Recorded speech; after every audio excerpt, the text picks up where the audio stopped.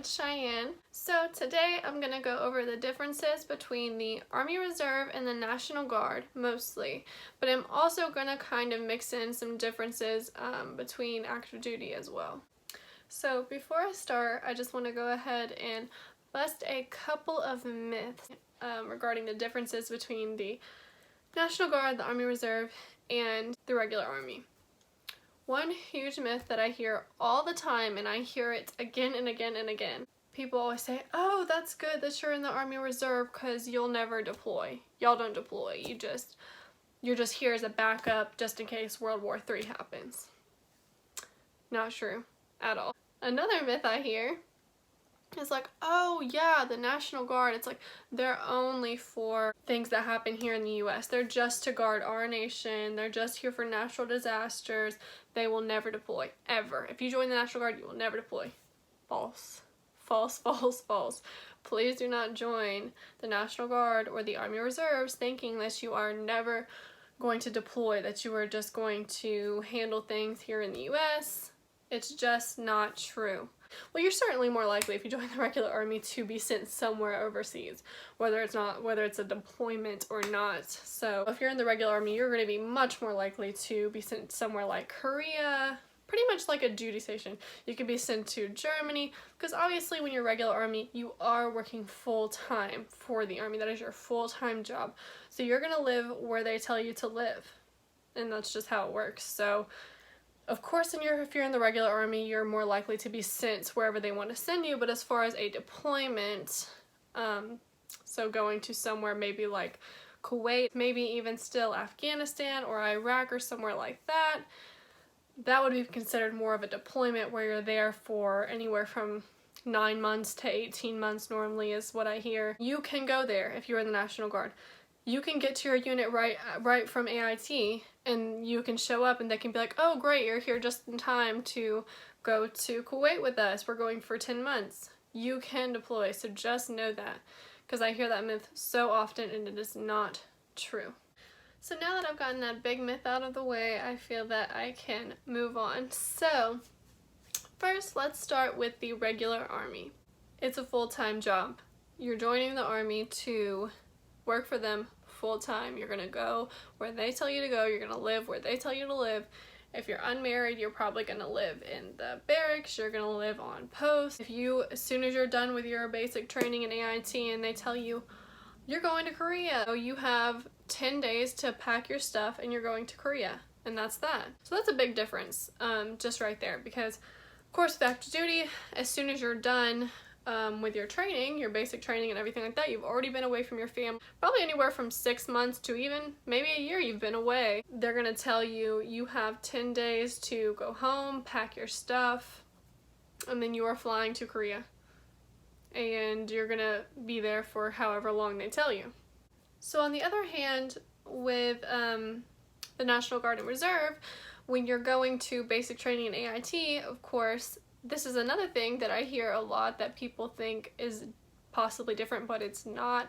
Regardless of whether you're joining active duty, regular Army, National Guard, or Army Reserves, you all go to the same basic training, you all go to the same AIT, well of course, different AITs depending on your job, but you're going to be in AIT with people that are National Guard, Reserve, and active duty, so you all go through the same exact training. But of course, if you're National Guard or Reserve, when you're done, you're going home, because that's where you're gonna live. You're gonna live wherever you want to live. When you're at your recruiter, they will show you units that are kind of close to where you're living at the time, and you can pick a job that sounds interesting to you, and they will show you jobs based on units that are near you that have openings for that job.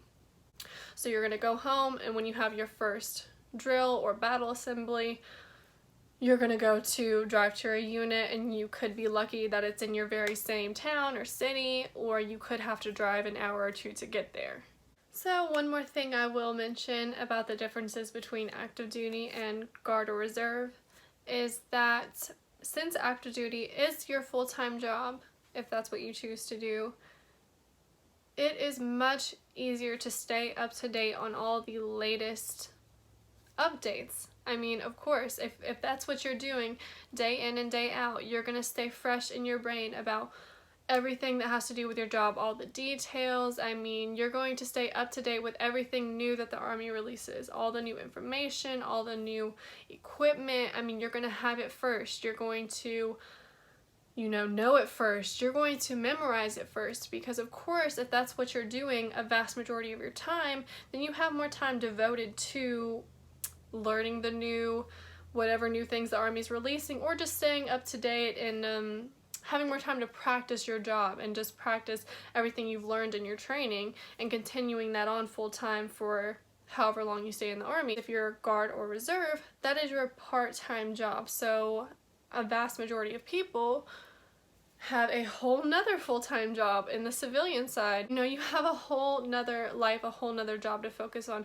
You really have to take initiative if you're in the Guard or Reserve, if you want to be a up-to-date soldier where you are not showing up to drill kind of confused, or maybe showing up to annual training and you just can't remember how to do this certain thing, or you just can't remember what you're supposed to do when this happens or that happens. If you're with a good unit, they're going to do as much as they can to keep you up to date, but ultimately it's only 1 weekend a month, and that is really not enough time for your unit to keep you educated on everything and to keep you up to date on everything. So you really have to utilize the resources that you know of to stay up to date. So just as a summary, the main difference between active duty and the Guard and Reserves is that active duty is full-time. Your whole life is going to be pretty devoted to the Army. Not to say that you can't have a second job, because I know people that do work a second job while active duty in the Army, and of course you have your freedoms, but ultimately they do decide where you live, and that is your full-time job. Whereas the National Guard and Reserves, it is part-time. They are both 1 weekend a month, and that could be a 2-day, 3-day, or 4-day. And then you have your 2-week annual training in the summertime. Normally in the summer, it could be other times of the year. There is no rule where it has to be in the summer. Also, it can be longer than 2 weeks. It can be up to, I've heard, 30 days, a full month. So that is something to keep in mind as well. Now I'm going to move on to talking about the differences between National Guard and Reserves. With the National Guard and Reserves, they are both part-time. So many people get them confused, as I did. So when I was first going to join the Army, I went to the recruiter's office, really the only one I kind of knew about. I just went there and kind of went through the whole process, did my research, talked with the recruiter, was looking at units, deciding on, which job do I want to do. And when it came time to actually sign my contract and look over everything, there was like 3 boxes. One said regular Army, one said National Guard, and one said Army Reserves. I looked at my recruiter kind of confused, like, so am I joining National Guard or Reserves? I thought they were the same thing. And he looks at me like I'm crazy, like, you don't even know why you're here? But he did inform me, oh, no, you're doing the Reserves. The National Guard is a whole different recruiting station. So that's something people don't realize. National Guard is different. It is state funded, whereas the Reserves is only federally funded. So with that being said, that causes a lot of differences with the National Guard. A big thing the National Guard is known for is that they protect our nation. They're the National Guard, right? So they're known to help with natural disasters and just to, I don't know, if the governor feels like there's any sort of situation where the governor might feel like, oh, we need to send, the military needs to be there. I mean, they can call on the National Guard to be there. And that is all very true. The National Guard can be called by the governor to go help with natural disasters and things of that nature. But something people don't know is that the Reserves and active duty can actually both also be called on to help with natural disasters and things of that nature. But it'd be something the federal government would have to make a decision on. It's not something that the governor could be like, hey, active duty, come help. They don't have that power. So that's a big difference there. But I mean, I do know people that are active duty and like helped with Hurricane Katrina cleanup and things of that nature. So National Guard is not the only one that's going to do those things, but the big difference is that the governor of whatever state National Guard that it is can make the decision. So that's why they're oftentimes used before anyone else. Another thing that government funding for the National Guard can affect is promotions, which sounds kind of silly, but because the National Guard is state funded, they do have issues with promotions sometimes. And that's why I mentioned earlier in the video that I know people in my unit and just in general that have switched from the National Guard over to the reserves. Once their contract with the National Guard ends, they will go and sign a new contract with the reserve because it is a different entity. And pretty much everyone's reason that I've spoken to personally has been that they were frustrated with not getting promoted. In the National Guard, many people get stuck at the rank of a specialist and they cannot move on to being a sergeant or an NCO, same thing. And that frustrates a lot of people because most people, even if you only want to do one contract with the Army, most people want to at least make it to sergeant or an NCO because it's just an achievement that most people want to reach. And so I could see why many people get frustrated being stuck at specialist when you feel that you've done everything you need to do, you've filled out all the paperwork, you've taken all the schools you need to take, go to all the classes you need to take, and they're just not moving you up. So it's an issue with National Guard because the way it's set up is they have a certain amount of slots and they have funding for each slot. So you have to wait for a slot for sergeant to open up for you to get promoted. So even if you've been waiting for 2-3 years to get promoted, you're just sitting there waiting, there's no slot open for you, you're not going to get promoted. You're just not. So that's, I guess, a pretty big downside, or it can be. So that's definitely something to consider if you're wanting to join National Guard and you're a very motivated, ambitious person. That might be bothersome to you. But another positive, I guess, of the state funding is they're very good with paying for school. And I don't know, this is a personal opinion, but in the reserve, I don't think school reimbursement is as efficient as with the National Guard. So if a huge reason that you're joining is for them to give you tuition assistance, that's where they help you pay as you're going to school, your better pick might be the National Guard. But if you're joining because you just genuinely it's your dream to be in the Army and you just are very ambitious and you see yourself going higher and higher and higher, probably go with the reserve because you're going to have more opportunity to move up in the reserve. But I mean, there is also student loan repayment in the reserve, there's also tuition assistance in the reserve, but because it is federally funded, again, this is my personal opinion with my experience, I find that it's not as efficient and it's harder to find people to help you figure it out. Whereas since the National Guard is state funded, I mean, I hear this all the time. I hear this phrase said all the time. National Guard takes care of their soldiers. And I've heard that from people who have switched from National Guard to reserve a lot. I hear that from them a lot. Because like I said, they will switch because they did have that ambition to keep moving up. But a lot of times they will get frustrated that I kind of miss the National Guard because at least they took care of their soldiers. They did this for us, they did that for us.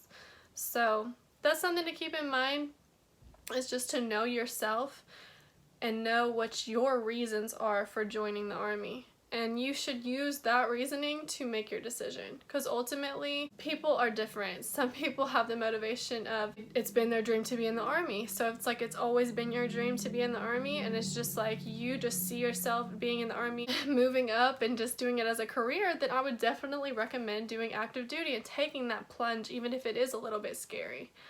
But if you feel that you just have kind of an interest in the Army, but you just don't see yourself doing it full time, you have a whole nother dream of what you want to do full time, but you are interested in serving your country and you are interested in possibly getting benefits, maybe look into the Army Reserve. If you do feel that ambition in you, but you maybe don't want to do it full time, definitely look into the Army Reserve. But if you see yourself kind of just like, you know what, I really just want to help my local community, I really just want to get the school help, I really just want to get the insurance and other benefits, but I'm just not that ambitious. I don't really care that much about moving up in the Army. I'm fine if I just stayed specialist the whole time I was in. then the National Guard might be the best pick for you. But again, do your own research. This is just my opinion and my experiences that I want to share to try to help the best I can for those people that are looking to join the Army that were like me, going in kind of looking to the recruiter to help them figure things out. Definitely not the best idea. It's definitely best to do your research beforehand, because ultimately the recruiter's job is to get you to sign. So if you go to the recruiting station that only does active duty and reserves, they don't even do National Guard, they're going to try to convince you that the reserve is better, because they're going to try to get you to sign there. They don't want you to leave and go sign somewhere else, because then they're not going to get credit for that sign, for that contract. Definitely do your own research beforehand. Thank you for watching this video and doing your due diligence to do some research. I would encourage you to continue to watch other videos to get other opinions, look up things online, talk to people you know personally, several different people. Everyone's going to have a different opinion. I have a different opinion as someone else. Please ask several people on their opinions and then use that to make your decision. Thank you for watching. I wish you the best of luck and have a great day.